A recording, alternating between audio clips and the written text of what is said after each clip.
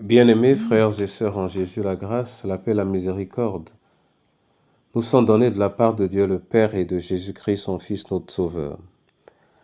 Amen. Pour notre méditation de ce jour, nous allons lire dans 1 Samuel, chapitre 15, le verset 22. Avant la lecture, nous chantons à la gloire de Dieu qui me relève dans mes chutes. C'est le numéro 80 dans Sur les ailes de la foi. Qui me relève dans mes chutes, c'est Jésus-Christ. Qui combat pour moi dans mes luttes, c'est Jésus-Christ. Jésus a parlé, je veux croire que je puis lutter pour sa gloire, car mon bouclier, ma victoire, c'est Jésus-Christ. Oui, Jésus-Christ est le cœur de ma vie et il est ma véritable victoire. Il est la victoire du chrétien conscient. Par ta parole, Seigneur, enracine-moi en Christ au nom de Jésus. Amen. 1 Samuel 15, 22, là il est écrit, Samuel dit, « L'Éternel trouve-t-il du plaisir dans les holocaustes et les sacrifices, comme dans l'obéissance à la voix de l'Éternel? Voici, l'obéissance vaut mieux que les sacrifices, et l'observation de sa parole vaut mieux que la graisse des béliers. » Amen. Frères et sœurs en Jésus, voilà une parole simple qui nous rappelle ce que nous devons savoir. Qu'est-ce que l'Éternel aime? Les dons matériels que nous pouvons apporter dans son temple ou dans son lieu saint, ou alors l'obéissance qui est la grâce ou le don le plus excellent que nous puissions apporter à Dieu.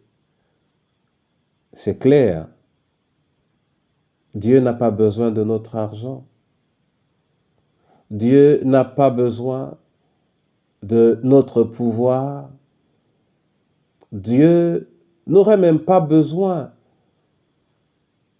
de ce que nous parlions de lui si nous n'avons pas du plaisir à lui obéir, si nous ne nous contraignons pas à respecter sa parole. Obéir à la voix de Dieu est plus important que tout. Mais malheureusement, cela semble devenir de plus en plus le moins important. L'Église est devenue folklorique et notre foi, par moments, ne relève que de ce qui brille, de ce qui tape à l'œil, tandis que le Seigneur veut ce qui règne et siège dans le cœur. Mon frère et ma sœur, le plus grand cadeau, la plus grande reconnaissance que nous pouvons apporter au Seigneur, c'est d'obéir à sa parole. Obéir à sa parole. Et non d'agir prétendument pour lui. Obéir à sa parole. C'est pourquoi, dans chacune de nos actions, dans chacune de nos pensées, nous avons le devoir de nous demander où est Dieu dans tout cela? Où est la parole de Dieu dans tout cela?